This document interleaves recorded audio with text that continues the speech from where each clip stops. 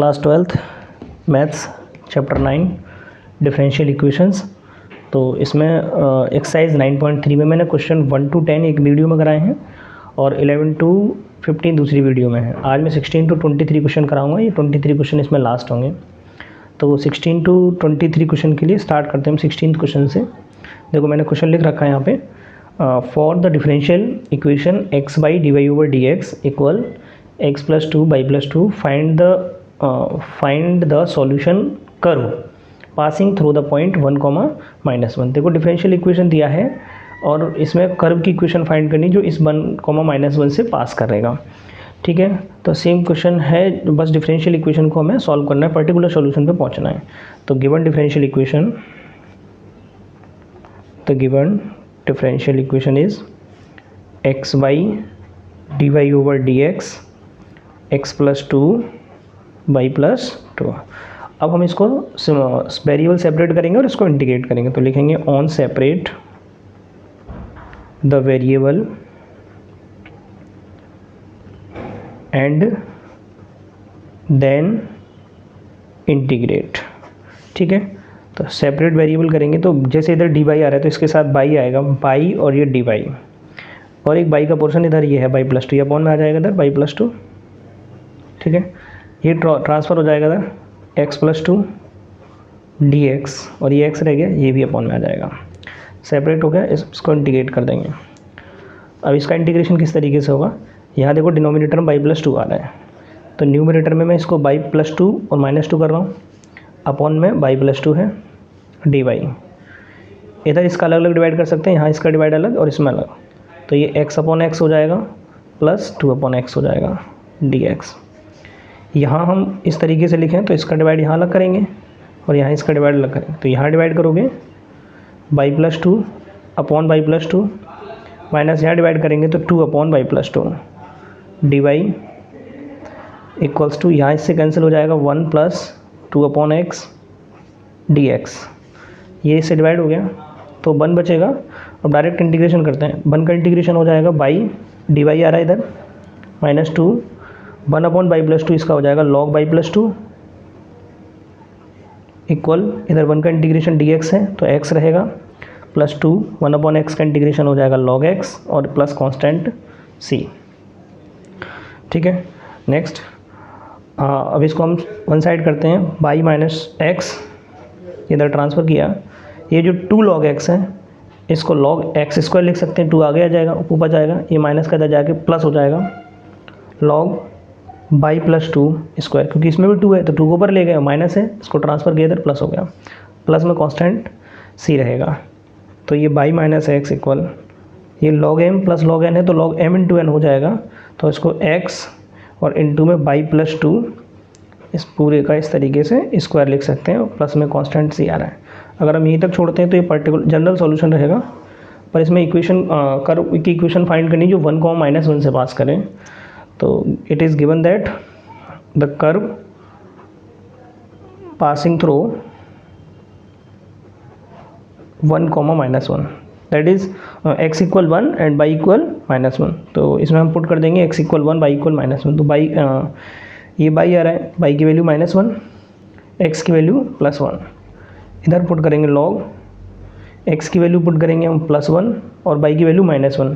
थोड़ा ध्यान देंगे, -1 और +2, तो ये +1 हो जाएगा इसका स्क्वायर प्लस सी, -1 -2 रहेगा, log 1 हो जाएगा, log 1 0 होता है तो c, तो ये c की वैल्यू मिली हमें। अब हम c की वैल्यू को पुट कर देंगे यहाँ पे, by minus x equals to log x by plus 2 square plus सी, और सी की वैल्यू क्या है -2।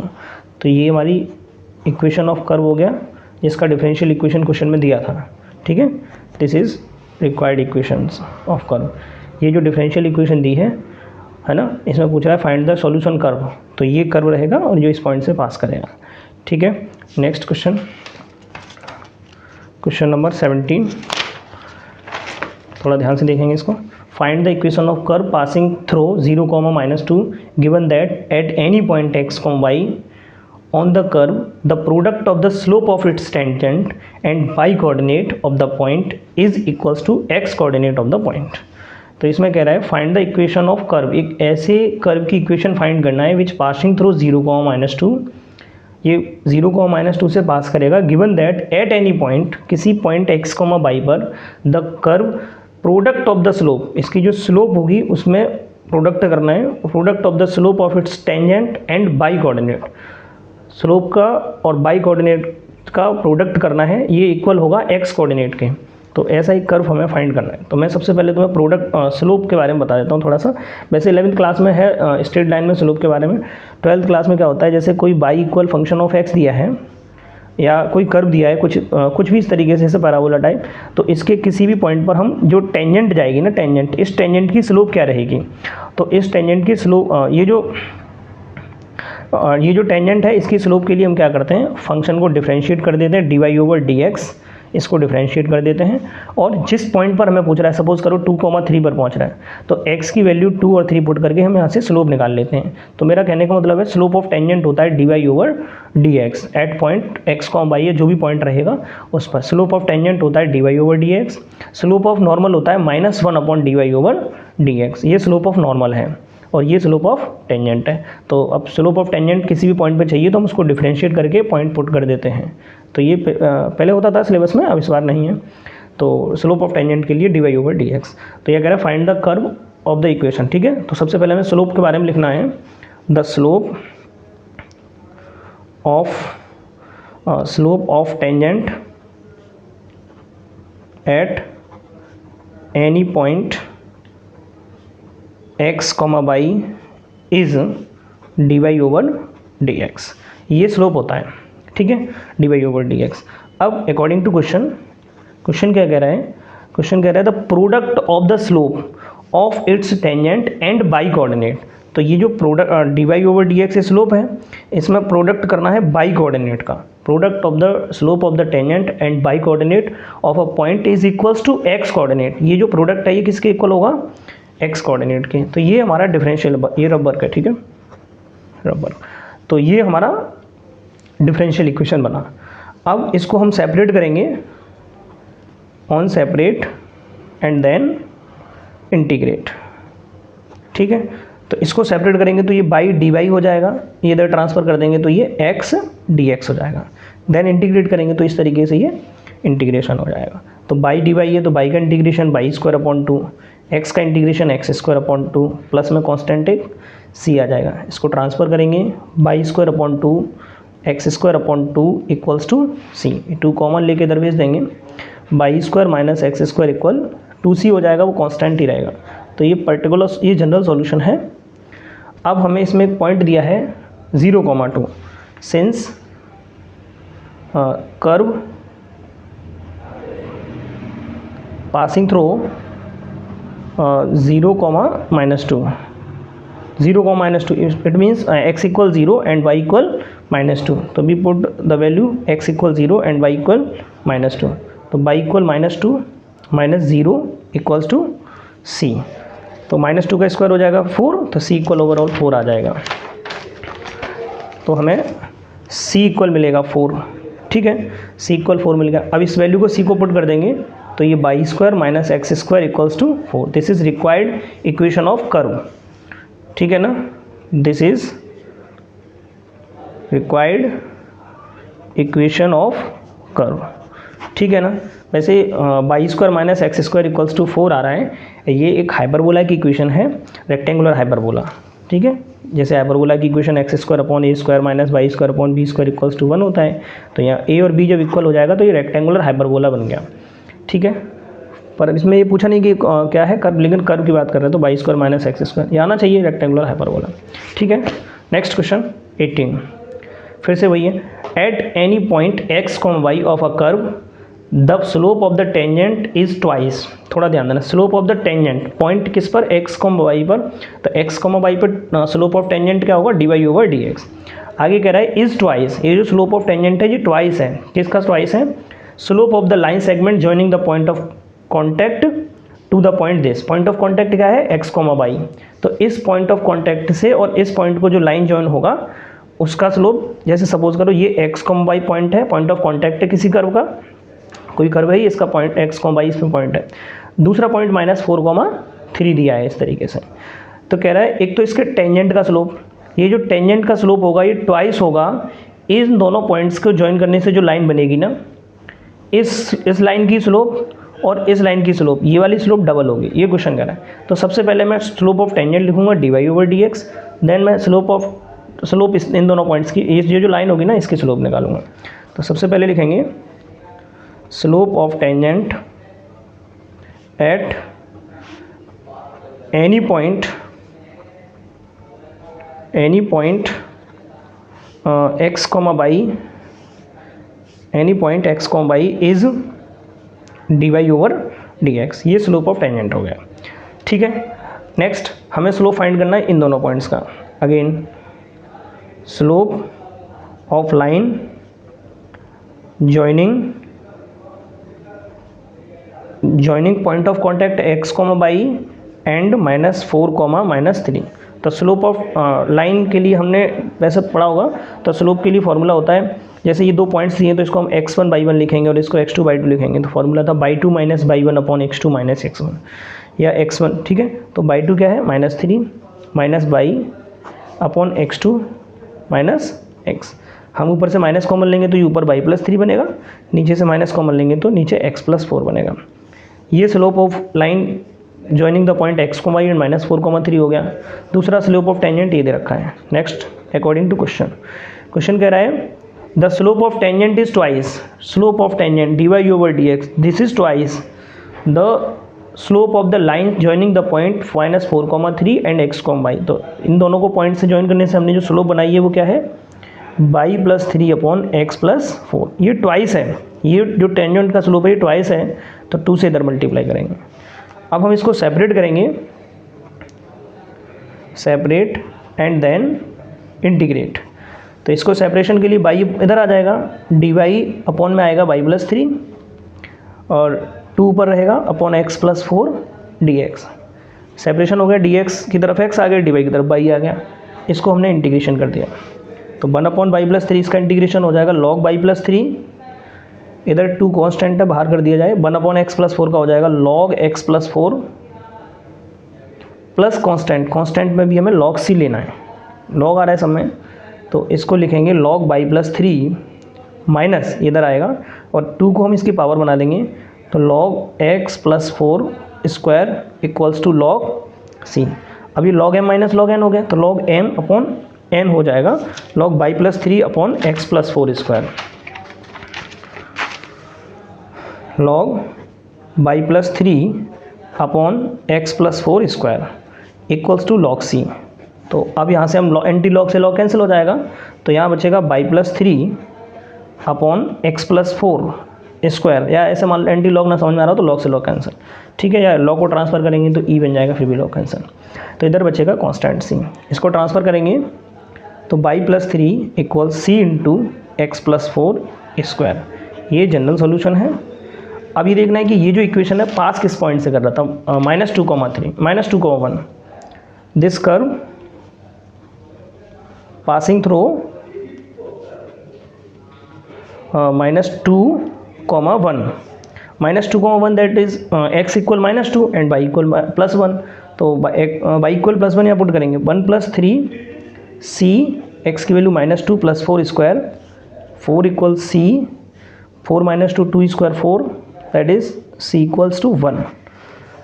तो ये y+3 इक्वल्स टू 1 आ जाएगा, यहाँ पे c की वैल्यू इसमें पुट कर रहा हूँ मैं x+4 स्क्वायर, तो ये y इक्वल x+4 स्क्वायर, ये +3 इधर जाके ये -3। तो ये एक कर्व का इक्वेशन बन गया। ठीक है ना, इस तरीके से इक्वेशंस को करना है। This is required equation of curve. ठीक है, रिपीट के लिए अपना वीडियो एक बार फिर से देख सकते हो। ठीक, नेक्स्ट क्वेश्चन 19, इसको देखो, the volume of spherical balloon being inflated change. एक बैलून है, बलून, इसका वॉल्यूम जो होगा, स्पेरिकल बैलून होगा, इसका वॉल्यूम चेंज हो रहा है एट द कांस्टेंट रेट से वॉल्यूम इसका बदल रहा है। If initially its radius is 3 unit, starting में इसका रेडियस 3 यूनिट है, and after 3 second it is 6 unit. जैसे ही हम 3 सेकेंड बाद देखेंगे तो इसका रेडियस 6 यूनिट हो जाएगा। Find the radius of balloon after t second, तो पूछ रहा है t सेकेंड बाद इसका बैलून का रेडियस क्या रहेगा। सबसे पहले वॉल्यूम ऑफ स्फेरिकल बैलून, तो वॉल्यूम को V से रिप्रेजेंट करते हैं, ये सब चीज़ें लिख लेते हैं। Let V be the volume, R be the radius, T be the time of, ठीक है, T बी द टाइम। ये सब हम जो टर्म इसमें यूज़ करेंगे वो है। अब क्वेश्चन को देखो, तो volume of spherical balloon being inflated change, volume change हो रहा है dV over dt। Volume of the spherical balloon being inflated change at the constant rate, constant rate से इसका वॉल्यूम चेंज हो रहा है, तो इक्वल में हमने लिख दिया K, ठीक है। वॉल्यूम इसका चेंज हो रहा है कांस्टेंट रेट K से, तब इसको सेपरेट करेंगे। अच्छा एक minute, d over dt, volume of V है ना, तो वॉल्यूम ऑफ स्फीयर का फॉर्मूला होता है 4/3 pi r cube equals to K। इसको डिफरेंशिएट कर दो विद रेस्पेक्ट टू T, तो ये 4/3 पाई कांस्टेंट है, r क्यूब का डेरिवेट हो जाएगा 3r² dr over dt equals to K। अभी हम इसको सेपरेट करेंगे, तो ये देखो 4/3 से 3 कैंसिल भी हो गया, तो ये बचेगा 4 पाई r² dr, और इसको ट्रांसफ़र कर देंगे तो ये बन जाएगा K dt। सेपरेट हो गया, dr आ रहा है उधर, r आ गया, K के कांस्टेंट है, इसके साथ ही कांस्टेंट है, तो इसको यहाँ पे हमने इसको इंटीग्रेट किया, तो 4 पाई कांस्टेंट है, r² का डेरिवेट हो जाएगा r³/3, K dt का डेरिवेट हो जाएगा T, और प्लस में कांस्टेंट आ जाएगा एक C, ठीक है। तो ये हमारा 4/3 पाई r³ equal KT plus C, first equation डाल के इसको छोड़ देंगे। अब जो क्वेश्चन में हमें दे रखा है उनके अकॉर्डिंग देखेंगे। Inflated chain as the constant rate if initially its radius is 3 unit. Starting में क्या होगा, इनिशियली रेडियस 3 यूनिट, क्वेश्चन में दे रखा है रेडियस 3 यूनिट। अच्छा स्टार्टिंग में रेडियस जब 3 यूनिट होगा तो टाइम क्या होगा 0। जैसे कोई बैलून है, इसका रेडियस 3 सेंटीमीटर, अब ये बढ़ना शुरू हो रहा है, चेंज हो रहा है, जब इसका 3 सेकंड जैसे ही निकलेंगे ना वैसे इसका रेडियस 6 सेंटीमीटर हो जाएगा। तो स्टार्टिंग में जब इसमें स्टार्टिंग में इसका जो होगा ना टाइम 0 होता है। किसी भी काम को जब शुरू करते हैं, जैसे किसी को कोई अमाउंट दिया है हमने, आगे क्वेश्चन आएगा, तो स्टार्टिंग में जब जिस टाइम हम देते हैं उस टाइम पे टाइम 0 होता है, और उसके बाद टाइम आगे बढ़ना शुरू होता है। तो इनिशियली रेडियस जब 3 यूनिट है तो टाइम 0 होगा, तो हम इसमें रेडियस 3 पुट करेंगे, 4/3 पाई 3³ equal K time 0 plus C, तो 3 का क्यूब हो जाएगा 27, 4/3 पाई 27 इक्वल C, ठीक है। थोड़ा सा यहाँ देख लेंगे, 3 से डिवाइड होगा 9 टाइम्स, 9 4 जा 36 पाई इक्वल्स टू C। ये हमने C की वैल्यू मिली। इसमें देखो डबल कांस्टेंट आ रहा है, एक C कांस्टेंट आ रहा है और एक K कांस्टेंट आ रहा है, कांस्टेंट रेट से ये चेंज हो रहा था, तो हमने C की वैल्यू निकाल ली। इसीलिए इस क्वेश्चन में डबल वैल्यू दे रखी है, एक तो इनिशियली दे रखा है रेडियस 3 यूनिट है ना, और फिर ये वाला कंडीशन भी दे रखा है, तो पहले इसलिए 2 इसमें कांस्टेंट थे, डबल बार देना। आफ्टर 3 सेकेंड मीन्स टाइम 3 हो जाएगा, after 3 second time 3 second, radius 6 centimetre question में दिया है। तो फिर से हम ये फर्स्ट इक्वेशन में वैल्यू पुट करेंगे, तो फर्स्ट इक्वेशन में क्या था 4/3 पाई r³, अब की बार रेडियस 6 है, equals to K time T हो गया प्लस C। अच्छा C की वैल्यू हमने निकाली थी 36 पाई, तो अब फिर से इसको सॉल्व करो, 4/3 पाई 6 का क्यूब होगा 216 इक्वल 3K प्लस 36 पाई, 3 से डिवाइड करेंगे, 3 7 जा 21, 3 2 जा 6, 72 को 4 2 जा 8, 7 4 जा 28 pi minus 36 pi equals to 3K। अब इसको माइनस करेंगे, 8 - 6 2, 8 - 3 5, 2 पाई, और ये अपॉन में 3 आ जाएगा इक्वल्स टू K। 3 से डिवाइड करो, 3 7 जा 23, 8 जा 24, 1 3 4 जा 24 पाई इक्वल्स टू K। तो इस तरीके से हमने कांस्टेंट K की वैल्यू फाइंड कर ली और C की वैल्यू फाइंड कर ली। अब ये K और C की वैल्यू को पुट करेंगे और क्वेश्चन को देखेंगे एक बार। क्वेश्चन में क्या पूछ रहा है, क्वेश्चन पूछ रहा है find the radius of balloon, radius बताना है आफ्टर T सेकेंड, तो इसका रेडियस निकालना है हमें। फ्रॉम इक्वेशन फर्स्ट क्या लिखेंगे, फ्रॉम इक्वेशन फर्स्ट, तो फर्स्ट इक्वेशन में था 4/3 पाई r³ इक्वल के टी, तो के की वैल्यू क्या है 84 पाई टाइम टी रहेगा प्लस सी 36 पाई। तो इसमें पूछ रहा है रेडियस क्या रहेगा आफ्टर टी सेकंड, तो हमें इस रेडियस की वैल्यू फाइंड करनी है, तो इसको ट्रांसफ़र कर देंगे, ठीक है। तो R cube equal time radius after T second, तो टी उसमें टाइम रहेगा, तो ये हो जाएगा 84 पाई, पाई कॉमन ले लो, चलो इसमें पाई कॉमन, तो ये 84 टी प्लस 36 कॉमन हो गया, ये इधर 4/3 पाई है, तो पाई से पाई कैंसिल, और मुझे लगता है 4 भी कॉमन हो सकता है, 4/3 आर क्यूब, 4 कॉमन होगा, तो 4 2 जा 8 21, 4 9 जा 36, 4 से ये 4 कैंसिल, आर क्यूब 3 का मल्टीप्लाई करेंगे, 21 का 3 में 63 टी प्लस 27, क्यूब को ट्रांसफ़र करेंगे तो इस पर क्यूब रूट आ जाएगा, 63 टी प्लस 27, इस पर क्यूब रूट आ गया। तो इसमें रेडियस पूछ रहा था आफ्टर टी सेकंड, तो ये रेडियस रहेगा आफ्टर टी सेकंड, ठीक है। नेक्स्ट क्वेश्चन देखेंगे 20, नेक्स्ट क्वेश्चन 20 है, इसमें देखना, in a bank principal increase continuously, एक बैंक है, इसमें जो प्रिंसिपल है वो इंक्रीज हो रहा है continuously at the rate of R% per year, find the value of R if ₹100 double itself, ₹100 double itself in 10 years, फिर उसके बाद log 2 की वैल्यू दे रखा है। एक बैंक है जिसमें प्रिंसिपल बढ़ रहा है कंटिन्यूसली, तो लिखेंगे let P be the principal, P be the principal, और रेट वगैरह सब इसमें R सब लिखा हुआ है, ठीक है। तो अब देखते हैं प्रिंसिपल इंक्रीज होगा टाइम के अकॉर्डिंग, ठीक है, इंटरेस्ट का क्वेश्चन है। तो in a bank principal increase continuously at the rate of R% per year, तो देखो प्रिंसिपल में चेंज हो रहा है, तो DP ओवर DT 6 चैप्टर में था ये, प्रिंसिपल में चेंज होना, किसी में बाई में चेंज होना एक्स के रेस्पेक्ट में, तो प्रिंसिपल चेंज होगा टाइम के रेस्पेक्ट के में, तो principal change R% per year, तो देखो R% of P, principal change हो रहा है रेट के अकॉर्डिंग, तो इस तरीके से प्रिंसिपल चेंज हो, ठीक है। तो इसको DP over DT equal P of हटेगा मल्टीप्लाई R% का साइन हटेगा अपॉन में 100, ठीक है। सेपरेट करो इसको,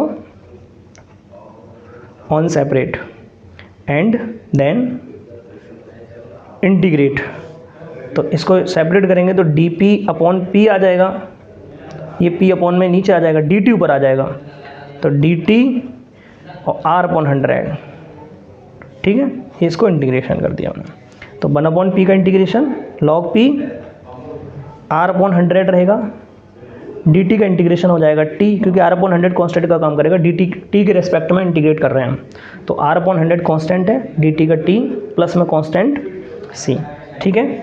इसको हम यहाँ फर्स्ट इक्वेशन डाल के छोड़ देंगे। अब इसमें जो वैल्यू दे रखी है उसको देखेंगे, find the value of R if ₹100 double itself in 10 year, पूछ रहा है रेट क्या रहेगा जब ₹100 डबल हो जाएंगे, डबल का मतलब 200 हो जाएंगे 10 साल में, तो ठीक है ना। तो स्टार्टिंग में जब ₹100 दिए हैं उसने, तो जब व्हेन प्रिंसिपल ₹100, जब प्रिंसिपल 100 है तब टाइम 0 रहेगा, स्टार्टिंग में जब हम पैसे देंगे 100 रुपये तो टाइम उस टाइम 0 होगा, तो यहाँ वैल्यू पुट कर दो log 100, यहाँ टाइम की जगह 0 पुट करेंगे तो पूरा 0 हो जाएगा, देखो R/100 टाइम 0 है प्लस ये समझना है खुद हमें कि जब 100 प्रिंसिपल है स्टार्टिंग में तो रेट इसका टाइम इसका 0 रहेगा, तो ये log 100 ये 0 हो जाएगा इक्वल में c, ये कांस्टेंट c की वैल्यू मिली है हमें। आगे कह रहा है 100 इज डबल इटसेल्फ, खुद का डबल हो जाएगा इन 10 ईयर, तो डबल हो जाएगा यानी प्रिंसिपल 200 हो गया, और जब प्रिंसिपल 200 हो जाएगा तो टाइम कितना दिया है क्वेश्चन में 10 ईयर, ठीक है। प्रिंसिपल डबल हो रहा है 200 हो रहा है और 10 साल में, तो हम टाइम p की वैल्यू, इसको फर्स्ट इक्वेशन डाला है, इसको फिर से पुट करेंगे, तो log 200 equals to R/100 into 10 plus c, और c की वैल्यू क्या है log 100। अब इसको सॉल्व करेंगे, log 200 माइनस log 100, ये प्लस वाला है ना log 100, इसको ट्रांसफ़र कर दिया, इधर 0 से 0 कट जाएगा तो ये R/10 बचेगा, log m minus log n है तो log m अपॉन n, तो ये हो जाएगा log 200 अपॉन 100, और इधर बचेगा R/10, तो ये डिवाइड हो जाएंगे, तो यहाँ क्या बचेगा log 2 इक्वल R/10, ठीक। अब log 2 की वैल्यू दे रखी है 0.6931, क्वेश्चन में दे रखा है 0.6931 equals to R upon 100, sorry 10। तो इस 10 को इधर ट्रांसफर करेंगे, मल्टीप्लाई होगा, तो 10 का मल्टीप्लाई करेंगे, डेसिमल पॉइंट शिफ्ट हो जाएगा, 6.931 इक्वल R। क्वेश्चन में हमें यही पूछ रहा था कि 100 रुपीज़ डबल हो जाएंगे तो रेट क्या रहेगा, तो रेट रहेगा 6.931%, ठीक है ना। फाइनली लिख देना रेट ऑफ इंटरेस्ट इज 6.931%, ठीक है ना, 6.931%। Next 21, in a bank principal increase continuously, same उसी की तरह थोड़ा सा डिफरेंट है। In a bank principal increase continuously at the rate of 5% per year, an amount of 1000 rupees is deposited with this bank, how much it worth after 10 year. Question है एक bank में principal जो बढ़ेगा continuously 5% की rate से, N amount of 1000, 1000 रुपये उसमें deposit किए with this bank, how much it worth, मतलब ये कितना हो जाएगा आफ्टर 10 ईयर, 10 साल के बाद ये कितना पैसा हो जाएगा अगर 5% की रेट से प्रिंसिपल हमारा इंक्रीज़ हो रहा है, ठीक है ना। तो देखते हैं फिर से भैया, let P be the principal और रेट के लिए इसने दे रखा है टी टाइम होगा, है ना, टी बी द टाइम, जो भी टर्म इसमें यूज़ होंगे उसको लिख देते हैं हम। तो according to question principal increase हो रहा है D P over D T 5%, ठीक है, 5% ऑफ पी, मतलब हर साल 5% उसका इंक्रीज हो जाएगा।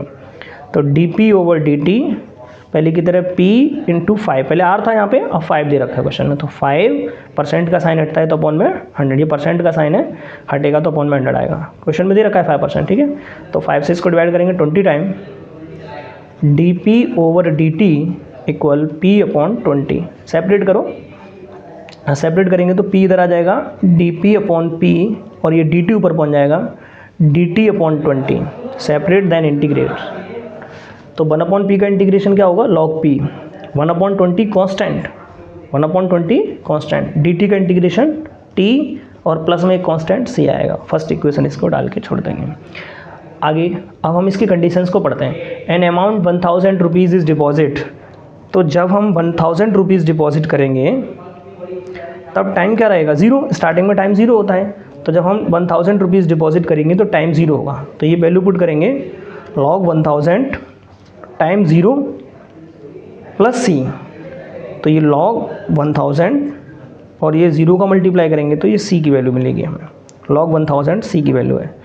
तो कह रहे हैं N amount of 1000 rupees is deposit, जब 1000 रुपीज़ डिपॉजिट किया तो time 0 with this bank, how much it worth after 10 year. अब ये पूछ रहा है प्रिंसिपल क्या होगा टाइम जब 10 साल हो जाएगा, 10 ईयर। क्वेश्चन को समझो, क्वेश्चन पूछ रहा है प्रिंसिपल उसका कितना हो जाएगा, p फाइंड करना है, और time 10 year, after 10 year principal कितना रहेगा। तो ये जो p टाइम 10 ईयर है इसको यहाँ पुट कर देंगे, c की वैल्यू पुट कर देंगे, वहाँ से हम p फाइंड कर लेंगे। log p इक्वल 1/20, टाइम दे रखा है 10 प्लस c, और c की वैल्यू log 1000, ठीक। तो इससे ये डिवाइड हो जाएगा, 1/2 हो गया, इसको log p, log को ट्रांसफ़र करेंगे तो -1 log 1000 इक्वल में बचेगा 1/2, log m minus log n है तो log m अपॉन n हो जाएगा इक्वल 1/2। अच्छा ये 1/2 जो है p अपॉन 1000, 1/2 को 0.5 लिख सकते हैं। अब हम ट्रांसफ़र करेंगे log को, तो जब भी हम log ट्रांसफ़र करते हैं तो ये e टू दी पावर बना देगा 0.5, तो p upon 1000 e to the power 0.5 की वैल्यू क्वेश्चन में दे रखी है, e टू दी पावर 1.648, इसकी वैल्यू दे रखी है 1.648, ये गिवन है, यहाँ लिख दे रहा हूँ e to the power 0.5 equal 1.648। तुम लोग जब NCERT में बुक में क्वेश्चन देखोगे तो तुम्हें ये मिलेगा। अब इसको ट्रांसफ़र करेंगे तो p इक्वल इधर जाएगा, 1000 का मल्टीप्लाई होगा 1648 रुपीज़ हो जाएगा, ये इसका आंसर है। तो क्वेश्चन पूछ रहा है 10 साल बाद कितना अमाउंट हो जाएगा, अगर 5% रेट से बढ़ेगा तो 10 साल बाद 1648 रुपीज़ हो जाएंगे, ठीक है। नेक्स्ट क्वेश्चन, ये इंपॉर्टेंट क्वेश्चन है थोड़ा सा। In a culture the bacteria count is 1 lakh, एक कल्चर में बैक्टीरिया जो है वो 1 लाख है। The number is increased by 10% in 2 hour, 2 घंटे में 10% बढ़ जाते हैं।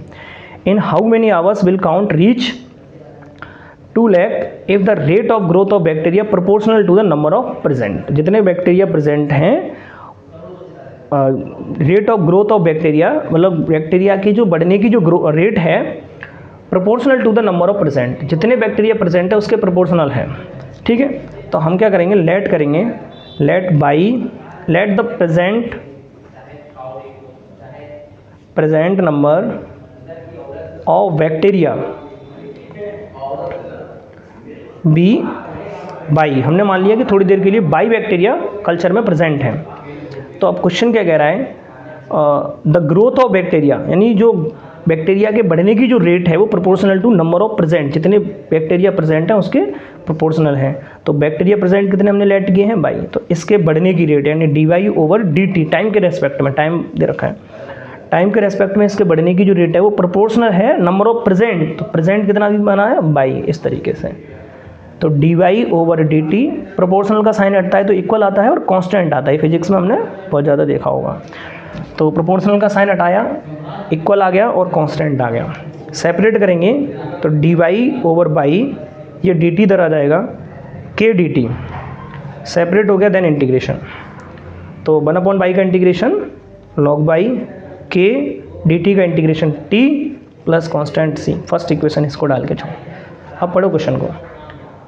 इन a culture the bacteria count is 1 lakh, एक कल्चर में 1 लाख बैक्टीरिया है। The number of increased by 10% in 2 hour. तो हम स्टार्ट करते हैं यहाँ से, जब कल्चर में 1 लाख बैक्टीरिया होंगे, व्हेन बाई इक्वल 1 लाख, जब बाई 1 लाख होगा तो टाइम 0 होगा स्टार्टिंग में। जैसे ही हम स्टार्ट कर रहे हैं 1 लाख से काउंट करना, तो बैक्टीरिया हमारे कल्चर में 1 लाख हैं तो टाइम 0 रहेगा। तो ये पुट करो यहाँ पे, log 1 लाख टाइम 0 पुट करेंगे प्लस c, तो ये 0 हो जाएगा।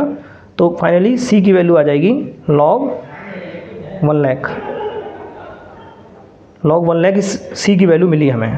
ठीक है, अब आगे कह रहा है the number of increase by 10% in 2 hour. जब 2 घंटे हो जाएंगे ना, when t इक्वल 2 आवर, जब 2 घंटे हो जाएंगे तो नंबर ऑफ बैक्टीरिया कितने हो जाएंगे, 10% इंक्रीज हो जाएंगे। तो देखो स्टार्टिंग में 1 लाख बैक्टीरिया था, 1 लाख का 10% होगा 10,000, तो बाई हो जाएगा 1,10,000। ये समझना है खुद से, अब मैं यहाँ से लिख दे रहा हूँ। स्टार्टिंग में 1 लाख बैक्टीरिया है, इसका हम 10% निकालेंगे तो 10,000 आएगा। 2 घंटे बाद जब टाइम 2 घंटे निकल जाएगा तो स्टार्टिंग में 1 लाख बैक्टीरिया 10,000 बढ़ जाएंगे तो 1,10,000 हो जाएगा। फिर से हम इस वैल्यू को यहाँ पे पुट करेंगे, लॉग बाई की वैल्यू 1,10,000 इक्वल k और t की वैल्यू 2 आवर है प्लस c, और c की वैल्यू log 1,000 है, सॉरी log 1 लाख है। ठीक है, अब log को ट्रांसफ़र करेंगे तो log 1,10,000 minus log 1 lakh equal में 2k आ जाएगा। ये प्लस वाला जब ट्रांसफ़र हो गया माइनस हो गया। अब ये log m minus log n है तो हम इसको log m अपॉन n लिख सकते हैं 1 लाख। ठीक है, इक्वल में बचेगा 2k, तो ये 00 ये कट जाएंगे, इसके ये भी कट जाएगा। फाइनली इधर बचेगा log 11/10 इक्वल्स टू 2k। 2 को ट्रांसफ़र कर देंगे 1/2 log 11/10 इक्वल्स टू, बस ये चीज़ों को समझना है कि कंडीशन में क्या क्या अप्लाई करना है। टाइम 2 घंटे है तो बैक्टीरिया कितने हो जाएंगे। स्टार्टिंग में जब बैक्टीरिया 1 लाख हैं तो टाइम 0 होगा, तो वहाँ वो 1 लाख बाई की वैल्यू 1 लाख पुट कर दो और टाइम t की वैल्यू 0 पुट कर दो। ठीक है, वहाँ से c की वैल्यू मिलेगी। फिर 2 घंटे बाद 1,10,000 हो जाएंगे, 10% बढ़ जाएगा 2 घंटे में। तो हमने फिर से टाइम की जगह 2 घंटे पुट कर दो 2, और बाई की वैल्यू 1,10,000 पुट कर दो। यहाँ से ये और कांस्टेंट की वैल्यू पुट करेंगे तो यहाँ से हमारा k कांस्टेंट, क्योंकि इन क्वेश्चंस में डबल कांस्टेंट हो जाता है, एक c कांस्टेंट हो गया और एक जो प्रोपोर्शनल हटा के हमने जो कांस्टेंट लाए थे वो कांस्टेंट आ गया। तो 2 कांस्टेंट हो गए, तो 2 कांस्टेंट के लिए डबल दे रखा है इसमें, मतलब कंडीशन डबल, पीछे भी दिया था ऐसा। अब इसको फ्रॉम इक्वेशन फर्स्ट, तो क्वेश्चन में पूछ रहा था how many hours will the count reach 2 lakh, मतलब कितने घंटे में 2 लाख हो जाएंगे। एक सेकेंड, कितने घंटे में बैक्टीरिया 2 लाख हो जाएंगे, यानी बाई जब 2 लाख होगा तो टाइम कितना होगा, उसमें ये पूछ रहा है। जब बाई 2 लाख होगा तो टाइम कितना होगा। तो इसके लिए हम फिर से फ्रॉम इक्वेशन फर्स्ट में जाएंगे, वहाँ था log by log by equal के टी। तो k की value 1/2 log 11/10 t plus c, और c की वैल्यू कितनी थी, log 1 लाख। c की वैल्यू log 1 लाख, c की वैल्यू log 1 लाख, ठीक है, ये रहा। अब हम यहाँ से हमें t की वैल्यू फाइंड करनी है log के टर्म में, तो देखो अच्छा log बाई की वैल्यू भी 2000, बाई की वैल्यू 2 लाख पुट करनी है, एक सेकंड, बाई की वैल्यू पुट करनी है यहाँ पे log 2 लाख, क्योंकि क्वेश्चन में टाइम पूछ रहा है कि टाइम क्या रहेगा जब बैक्टीरिया 2 लाख हो जाएंगे। तो बैक्टीरिया 2 लाख हो गए, टाइम टी पूछ रहा है, तो यहाँ से हम टाइम निकालेंगे। देखो log 2 lakh minus log 1 lakh, ठीक है, इधर 1/2 log 11/10 इंटू टी, ठीक है, इस तरीके से, थोड़ा दिख नहीं रहा होगा शायद, हाँ ठीक। ये log m minus log n है, तो इसको log m/n लिख सकते हैं, log 2 लाख अपॉन 1 लाख, ठीक है। इधर में क्या इक्वल में क्या बचेगा, 1/2 log 11/10 इंटू 2, तो इससे सब डिवाइड हो जाएंगे, log 2 बचेगा इधर, ये 1 लाख से 2 लाख डिवाइड करेंगे 2, इधर जो हाँ सॉरी टी है यहाँ पे, ये इधर जो 2 बचेगा इसको ट्रांसफ़र करेंगे तो ये हो जाएगा 2 log 2, इक्वल में आ रहा है log 11/10 इंटू टी, मल्टीप्लाई से डिवाइड में भेज दो। 2 log 2 को लिख सकते हैं log 4, या 2 log 2 रहने दो, 2 log 2 अपॉन में आ जाएगा log 11/10 इक्वल्स टू टी। बस ये आंसर चेक कर लेंगे, यही इसका आंसर होगा, ठीक है। तो क्वेश्चन ये पूछ रहा था कि टाइम कितना हो जाएगा जब बैक्टीरिया 2 लाख हो जाएंगे, तो ये इतना टाइम हो जाएगा, ठीक है। इसमें इसका आंसर इसी फॉर्म में दिया होगा, एक बार फिर से वीडियो को रिपीट करके देखेंगे और पूरा इसमें दिख रहा है, ठीक है। लास्ट क्वेश्चन है एक्सरसाइज का 23, ऑब्जेक्टिव क्वेश्चन है, general solution of this differential equation. Important question है, वैसे ही मैं करा रहा हूँ, सभी क्वेश्चन इंपॉर्टेंट है, ये पूरी वीडियो इंपॉर्टेंट है, इसको अच्छे से देखना है। इसमें देखो ये जनरल सॉल्यूशन इसका पूछ रहा है, डिफरेंशियल इक्वेशन dy/dx, इसको नॉर्मली कर सकते हो e⁻x प्लस बाई dy/dx, ये जो प्लस में पावर है इसको हम e⁻x इंटू e⁻y लिख सकते हैं।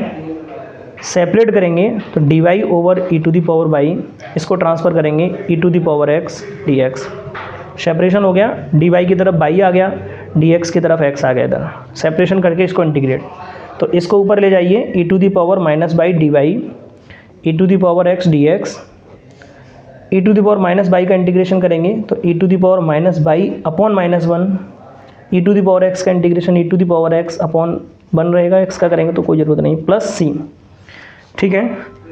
तो ये हो जाएगा माइनस e⁻−y, इसको ट्रांसफ़र करेंगे e⁻x equals to c, minus common लेंगे तो ये हो जाएगा e⁻x e⁻−y equals to c, minus इसको दे देंगे तब भी ये माइनस रहेगा, तो e⁻x e⁻−y equals to c, ये हो सकता है आंसर, या हो सकता है e⁻x e⁻−y माइनस c या प्लस c, कुछ भी हो सकता है, इस तरीके से इन दोनों में से देखें, ठीक है।